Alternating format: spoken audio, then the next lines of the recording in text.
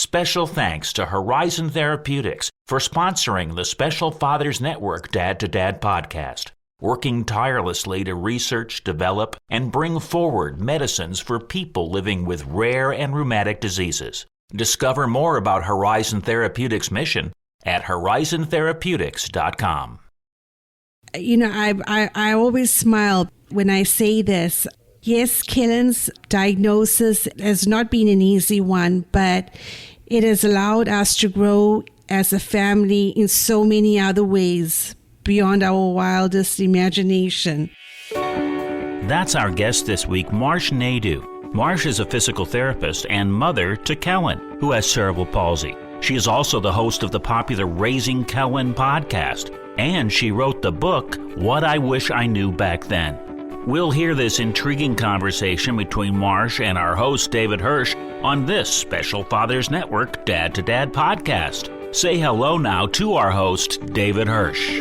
Hi, and thanks for listening to the Dad to Dad podcast, Fathers Mentoring Fathers of Children with Special Needs, presented by the Special Fathers Network. The Special Fathers Network is a dad-to-dad mentoring program for fathers raising children with special needs. Through our personalized matching process, new fathers with special needs children connect with mentor fathers in a similar situation. It's a great way for dads to support dads. To find out more, go to 21stcenturydads.org. And if you're a dad looking for help or would like to offer help, we'd be honored to have you join our closed Facebook group. Please go to facebook.com/groups and search Dad to Dad. So now let's listen in as Marsh Naidoo talks to David Hirsch.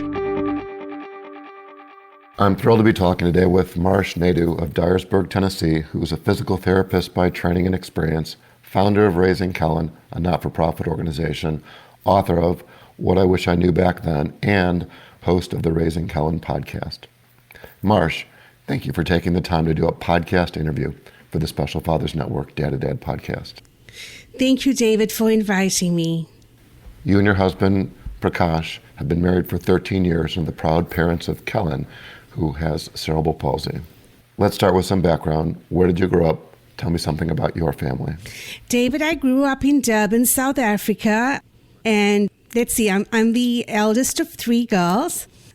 We're a really close, tight family. Raised up in a traditional unit, both with a mom and a dad. Mama, a stay-at-home housewife, dad, a medical doctor. What type of medicine did your dad practice? So my dad was actually like a chief of staffs. He filled a more of an administrative role. He came up through the ranks, just extremely hardworking. I guess that kind of rubbed off on all three girls because we all kind of ventured into the medical field. So that's very much part of our bloodline, and yeah. So, is your dad retired, working? What's he doing now? My dad's 84, not in the best of health, and he retired actually pretty young. He retired at the age of 55. Retired, but not disassociated from the medical field as such. Him and a couple of colleagues got together and formed a hospice that was actually provided services to members in the community. And that is the Chatsworth Hospice, which is still up and running 30 years later. Well, I know a little bit about hospice, and if what you're referring to is the fact that he started this 25 years ago, plus or minus, that's like being a pioneer in that space. Yeah.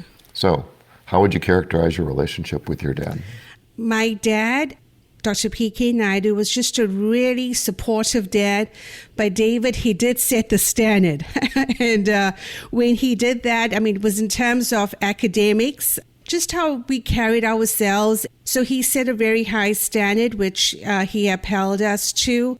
Just a really loving dad. He taught us so many of those soft skills, treating everyone with, dignity and respect, and just a lot of that humility I think I have kind of comes from that upbringing. And he was also, as I said, that medical background ran really deep, and I think he instilled that sense of accountability for taking care of those that couldn't take care of themselves in us. So yeah, very supportive, but always upheld us to a high standard and expected us to achieve. Well, he sounds like a great role model, and I'm wondering, were there any important takeaways in addition to showing respect and dignity for everyone and serving those who have less? I would say, David, not giving up. Now, we grew up in a time in South Africa, which was during the Apartheid era, and my dad, in order to do that medical degree, could not get that done in South Africa. So he actually got a Commonwealth scholarship, which meant he had to leave South Africa. He chose to travel to India, where he gained his medical degree. He pursued his medical degree.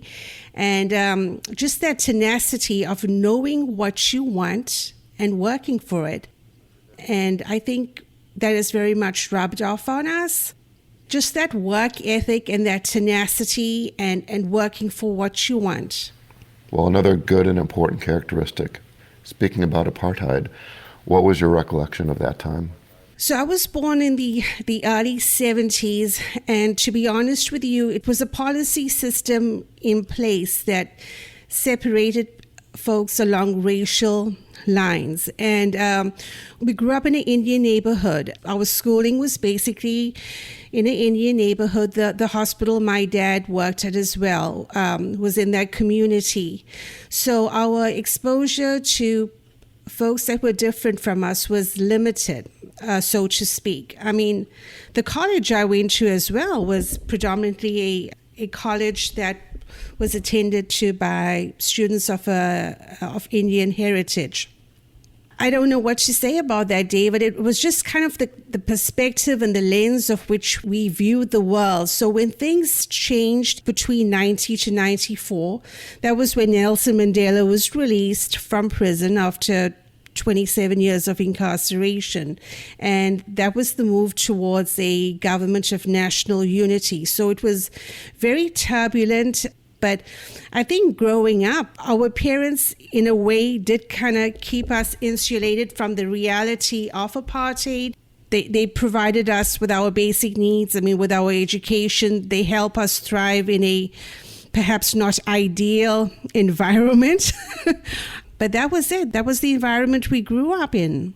Well, thanks for sharing. Very interesting.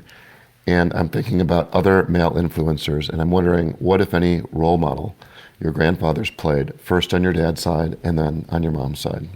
So my dad's side, my granddad was actually a banana farmer, and his dad as well was basically a farmer. And an interesting story with that, David, was that they arrived as indentured laborers from India to work on the sugarcane fields along the Indian Ocean coast of South Africa.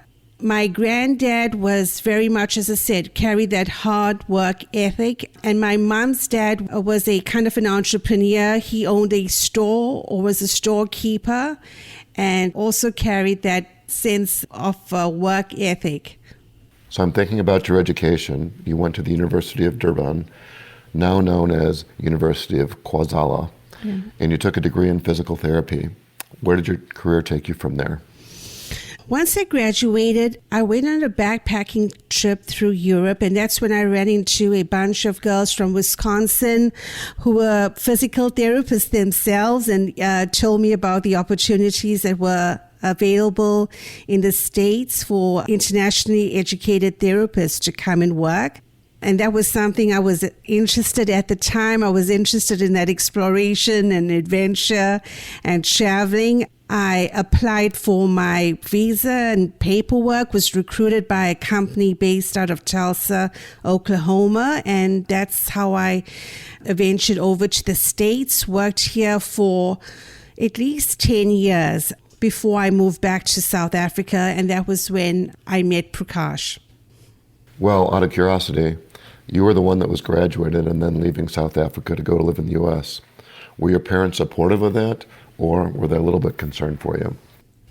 You know what, David? My dad was very progressive, right? So he kind of reared us up to be these independent women, but I doubt he thought that we would kind of all venture out, so to speak, in that manner. So kind of broke the mold culturally of what girls were doing at that, or women were doing at that time. So I don't know if he was supportive at that time, But I think he grew to see that his girls were doing well and were progressing, living good lives, and that support grew. And when you went back to South Africa and you met Prakash there, Right. what drew you back to the United States? So we lived together, set up home, and was in South Africa for basically about 5 years. With Kellen's birth, we received a diagnosis of cerebral palsy 14 months later. And with my training, kind of knowing what rehabilitative services were needed, as well as services moving towards the future, I decided to come back to the States, David. That was a long process, yeah. And how did you pick Dyersburg, Tennessee, of all places? What can I say, David? Dyersburg, Tennessee picked me. Oh, my word. Even when I was in South Africa for that 5-year period, I would always come back to work in the States intermittently, so I would not lose my U.S. license. And a dear friend of mine lives here in Dyersburg. I would actually fill in for him whilst he was away on vacation. So that way I got to work at least 4 to 8 weeks a year in the U.S. So we kind of maintained that relationship. And when Prakash and I decided to move back, Ed offered me a full-time job. So that's how that move to Dyersburg happened. Excellent. And out of curiosity, what does Prakash do from a career perspective that he has the flexibility to be moving from country to country and following you? I honestly think the flexibility comes from me being a healthcare provider. Prakash was exceptionally fortunate. He's in quality management and he works in the manufacturing industry. And honestly, that's been his second job. But when he came to the States, it was almost a kind of just walking into a good situation. He was able to gain employment about 2 weeks later. I just, it was, I strongly believe in fate. As I said, it was just a kind of divine intervention situation. So for him to find work in his field, in his industry, it was honestly a godsend. So very, very appreciative of that. When I think of cerebral palsy, I think of it being sort of like a spectrum. There are individuals who have different levels of CP, some quite significant with very little mobility with their arms and legs, and others that are not as significantly impacted. How would you characterize Kellen's CP? Cerebral palsy. David, Kellen demonstrates his cerebral palsy. It's termed spastic triplegia, which means that both his legs and his right upper extremity are affected. As I said, knowing those factors that were in play in terms of his neurodevelopmental development, that would have classed him in a moderate to severe impairment in terms of his physical mobility. And that would have related to his function. Now we are about 10 years down the line. It's been an awful lot of therapy, an awful lot of work, investment of time and resources. And his development to date is that he's ambulant on a pair of crutches for about 80 to 90% of the time, and he uses a wheelchair for long distances. So that's what his physical mobility looks like. As far as his function, he's independent with his eating. He does need assistance with tasks such as bathing and toileting. And in terms of his cognition, I would place him along the lines of having mild impairment. As far as his social ability is concerned, I would say he relates well to his peers and is placed at 10 years developmentally. So social and communication are his strong points. And has he been mainstream from an educational perspective or not? that has been a long haul. That initially started off in a special needs class and actually this year transitioned into general ed. And I'm really grateful for that opportunity. I mean, he's thriving. I mean, at the beginning of the school year, he was on a grade 1 reading level. And within the last 2 months, he's moved up a whole grade. I mean, he's now reading at a grade 2 level. I mean, I strongly believe it's all related to the expectation we have for our children with disabilities and what we expect from them, as well as, the early intervention and the support that he's given in the school setting. Well, thanks for sharing. I would agree with you. And I think that even though you only have one child, oftentimes parents have a child with special needs may have different expectations for that child versus their typical children. And the ones who I think are more well-informed and are able to reflect on these things over a longer period of time, you want to hold all of your children to a pretty high expectation. So thanks for sharing. Yes. So I want to go back just a bit. Kellen's diagnosis was made at about 1.5 years of age. What were some of the fears that you and Prakash had at that time? I think the fears were more aligned to, in terms of his mobility. That perhaps was the greatest fear. How would he navigate around? And also his independence. And obviously, like any parent first receiving such a diagnosis, your mind does go into a little bit of a tailspin. I mean, is my kid going to go to college, or is my kid going to drive?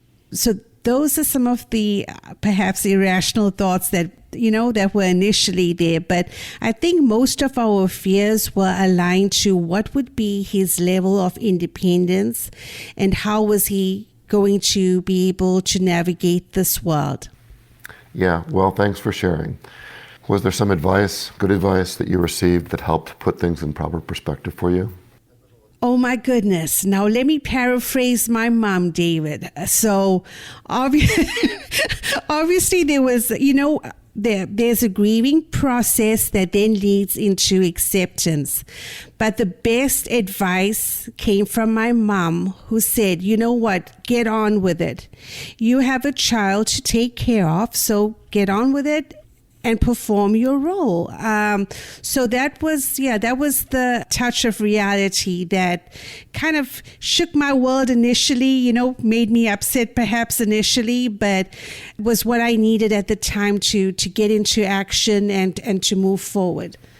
Were there some important decisions in addition to moving to the United States that you and Prakash have made that have benefited Kellen and put him on the path that he's on today? Advocating for Kellen to move into mainstream education was a biggie. Just finding our voice as his parents, speaking for him when he's not necessarily able to advocate for himself. I think that advocacy piece was a skill that we needed to learn for Kellen. Yeah, well, thanks for sharing. Not to focus on the negative, but what do you think the biggest challenges you've encountered are? Mindset. And this all relates back to expectations. The challenge of not knowing how much to, and I hate using this word, and perhaps it's not the best word to use, but how much to kind of motivate your child. I've just seen a kind of a switch turn on, more so this year than any other, of him becoming a little bit more accountable for what needs to be done. We kind of have a routine going on in the morning. I mean, when we wake up, there are specific things that we do in terms of getting our body ready for the day. I was the one perhaps leading that, whereas Kellen now is the one leading that with his accountability. I mean, and that's what we want for his independence, right? So just seeing some of that motivation, some of those more intrinsic drivers coming on. I'm just going to share a little story here with you, David. I mean, we were, I guess, supposed to speak last week, but Wednesday turned out not to be a good day because I'd blocked off time to actually go to the fair with Kellen. as a chaperone in his class. I was excited because that's usually the best day of the year, so to speak. And Kellen tells me the night or the day before, "No, Mom, I don't need you to come with me." And I'm like, "What?" So, I mean, that was kind of like a moment of euphoria. Like, yes, my son is working towards his independence, and also a tear-jerking mommy moment. To me, it's just amazing. I mean, it's amazing seeing my child that was so dependent, where we were kind of enmeshed in each other's lives. He needed me, and for so many of his ADLs, and now he's moving on. So, as you said, that relates to any child. It's awesome seeing them develop into their own people. Yeah. What I think I hear you saying is that it was a bittersweet moment. You're really happy for him, but you're sort of sad that he's gaining that independence because you've been involved in so many aspects of his life. Yep.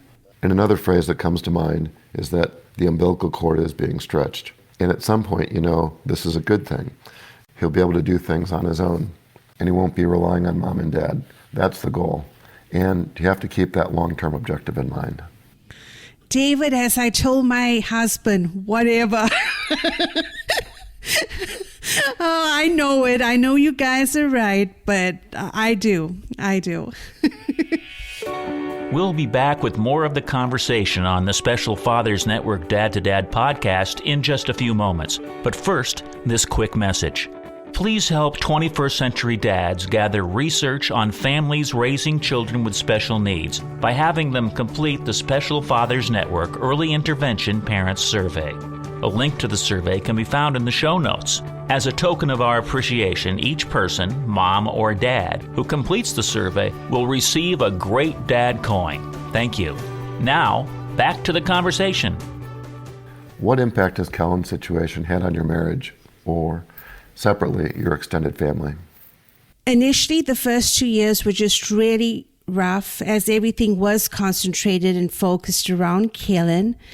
And honestly, just remember, this is an Indian marriage, right? So there's actually no alternates. The only separation basically in our minds is like death. I mean, so they were never at any point, and this was actually a discussion that Prakash and I had recently, was that, I mean, we are committed to each other and we are committed to our son. So in fact, I would say that our marriage has become stronger for it. On the opposite end of the scale, it is sad that we don't see our extended family as often as we would like, especially with the last 2 years and our travel for everyone being limited, especially when it comes to seeing my dad as his health now fails. That is what's kind of heart-crushing right there. And Skype and Zoom and FaceTime is just not the same as seeing someone in person, is it? So that's the heart-wrenching part. So I'm thinking about supporting organizations, and I'm wondering what organizations have you relied on for Kellen and your family? Try My Best is a triathlon that takes place annually. There are chapters that are based throughout the U.S., and we participate at the event that's held at Vanderbilt Hospital. And actually, we have taken part in the one that's at St. Louis Children's Hospital as well. So, David, it's a day of biking, swimming, and walking, whatever that entails, or wheelchair mobility. But it's a day for kids to come together, buddy up with a typical peer, and competitively race. And it's cool to see the same kids coming back year after year and just kind of see how they progress in developing. So that's a neat organization. Well, I love that one because you know that I've done probably 12.5 or 24 triathlons, shorter distance ones like the Olympic distance, 3 half Ironmans, and 2 Ironman triathlons. So I think it's fabulous that Kellen is able to swim, bike, and run. Because I know a little something about triathlons, I'm wondering, What's the most challenging aspect and what's the easiest for him? Okay, definitely the swimming, because that's not something we get to do very often, to be honest. So how that works for Kellen is that he's actually in a he's actually has a float that he's accompanied by. So it's mostly his legs that he's kind of doggy pedaling through, and it's like basically a lap that he does. And then the biking, he has an adapted bike. So that's the beauty of it. It's completing a race on his terms, but completing it nonetheless. Well, I love it. We'll make sure that there's information on Try My Best Triathlon in the show notes. Any other organizations that Kellen's participated in? The Tennessee Disability Coalition has been a huge help to us. Basically, this is a member organization of 40 organizations. They very much keep an eye what's happening on a legislative level within the state of Tennessee. And parents and organizations that support persons of disabilities are informed of legislation that's coming up that would impact us. There's one other organization that works with horses, right? Let me tell you about Healing Horses, which is a non-profit organization here in Dyersburg, Tennessee. And their mission is to provide equine-assisted therapy to persons of disabilities. Sonia Burks is the executive director and started this project about 5 years ago, David. She provides therapeutic horsemanship and kids partake in their lessons. She also meets the kids where they are at. So Kellen can very much sit unsupported on the horse, but there are side walkers available from a safety point of view. And he enjoys doing that on a Saturday morning bi-monthly. So that's another big part of our lives right there, the therapeutic horsemanship. The biggest gain was his breath control and his vocal projection. Riding on a horse aligns your head to your trunk to your pelvis and is optimal positioning for that lung expansion. And just even like vocalization or the singing that Sonia does with him while he's sitting in that aligned position is excellent for him developing that lung volume control. And I mean, that there has been pivotal for his speech and therefore his communication. And can I tell you what the other, because I'm hoping that a parent that's listening to this would find this beneficial. Besides the horse riding, Alexa has been an awesome tool for practicing speech. Don't ask me how Prakash has done it, but he somehow set the volume on Alexa so that Kellen has to hit a certain decibel before she's activated to perform the command, like play whatever song.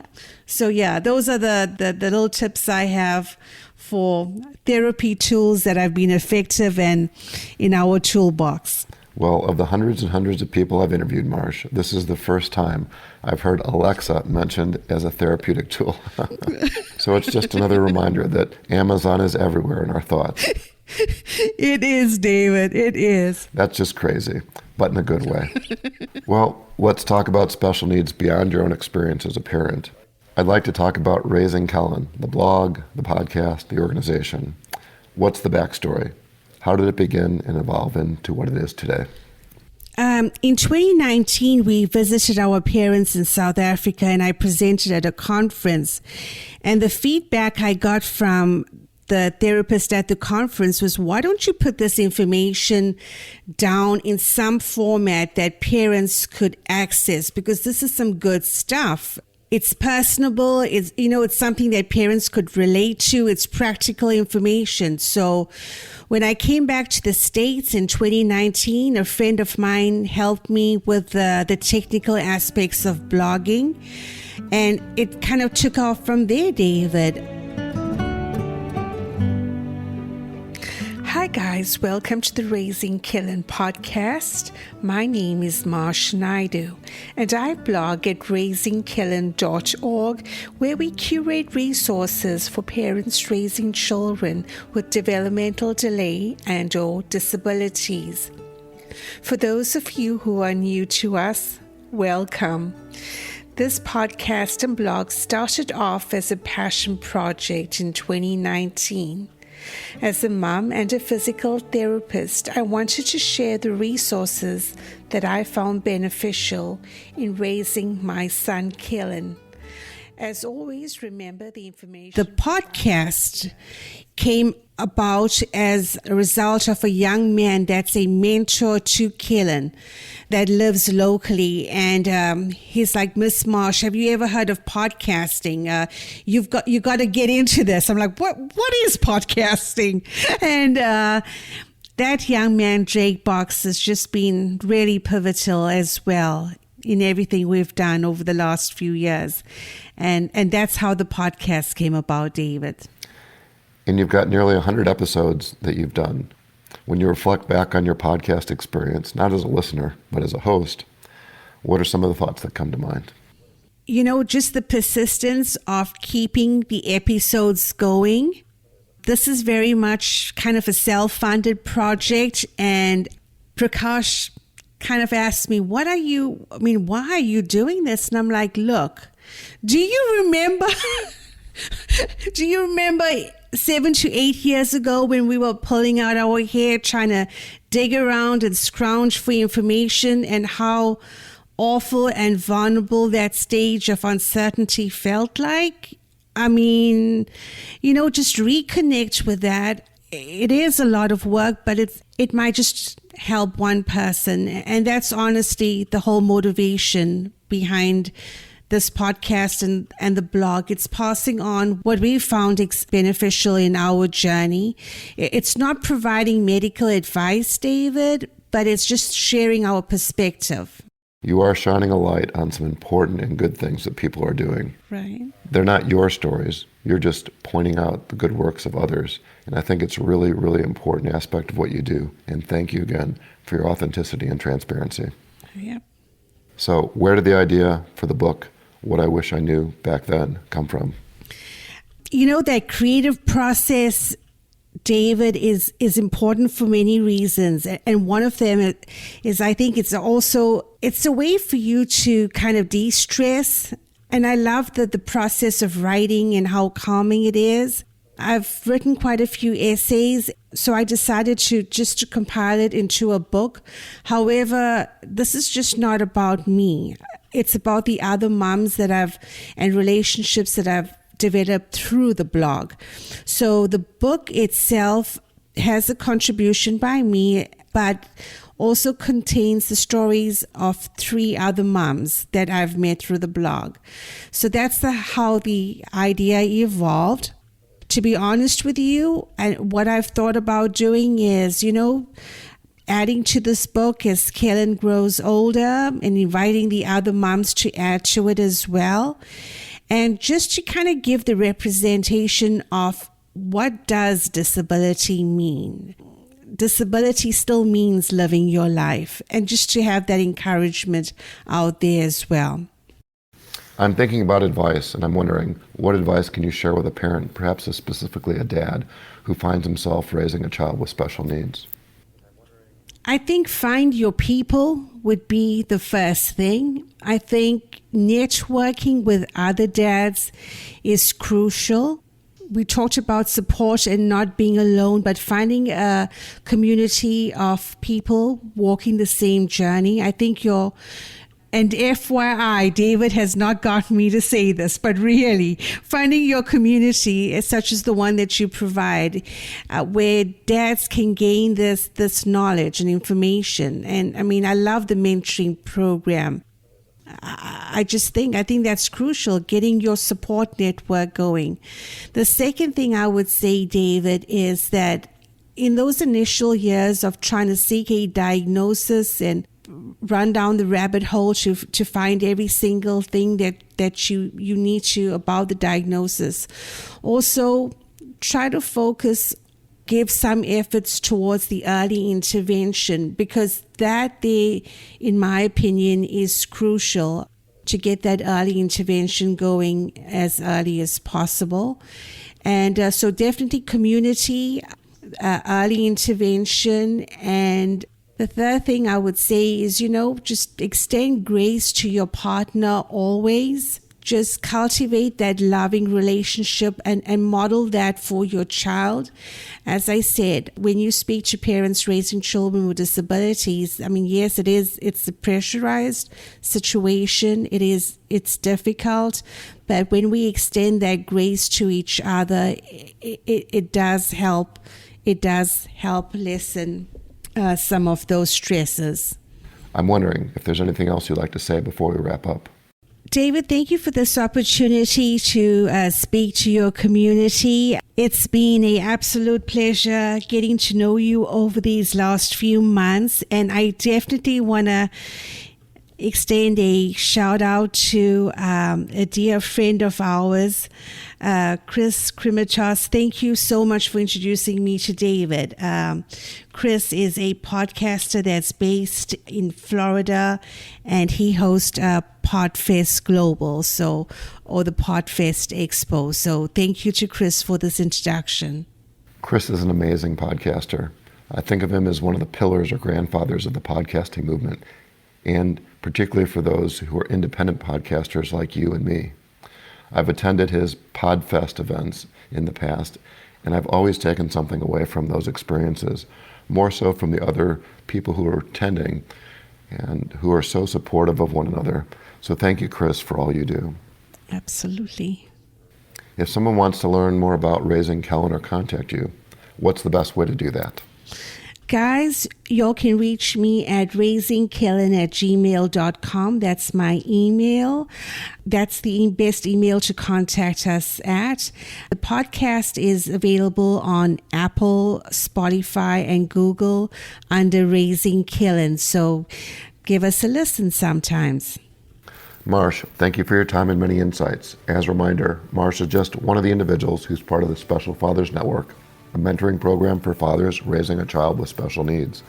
If you'd like to be a mentor father or are seeking advice from a mentor father with a similar situation to your own, please go to 21stcenturydads.org. Thank you for listening to the latest episode of the Special Fathers Network Dad to Dad podcast. I hope you enjoyed the conversation as much as I did. As you probably know, the 21st Century Dads Foundation is a 501c3 not-for-profit organization, which means we need your help to keep our content free to all concerned. Would you please consider making a tax-deductible contribution? I would really appreciate your support. Marsh, thanks again. Thank you, David. Have a great day. And thank you for listening to the Special Fathers Network Dad to Dad podcast. The Special Fathers Network is a dad-to-dad mentoring program for fathers raising children with special needs. Through our personalized matching process, new fathers with special needs children match up with mentor fathers in a similar situation. It's a great way for dads to support other dads. To find out more, go to 21stcenturydads.org. And if you're a dad looking for help or would like to offer help, we would be honored to have you join our closed Facebook group. Please go to facebook.com/groups and search Dad to Dad. Lastly, we're always looking to share interesting stories. If you'd like to share your story or know of a compelling story, please send an email to david@21stcenturydads.org. The Special Fathers Network Dad to Dad podcast was produced by me, Tom Couch. Thanks again to Horizon Therapeutics, who believe that science and compassion must work together to transform lives. That's why they work tirelessly to research, develop, and bring forward medicines for people living with rare and rheumatic diseases. Discover more about Horizon Therapeutics at horizontherapeutics.com.